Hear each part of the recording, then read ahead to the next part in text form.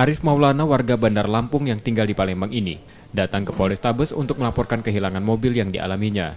Dalam laporannya, pelapor menerangkan, mobilnya hilang saat ia menghadiri resepsi pernikahan temannya di Kertapati. Pelapor memarkirkan mobil di atas jembatan Ogan, yang tak jauh dari lokasi undangan pernikahan.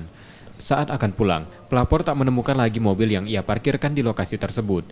Pelapor mencari juru parkir yang awalnya mengarahkannya untuk parkir di lokasi itu, namun tak ditemukannya. Aku kan ada acara di Kertapati, acara kondangan.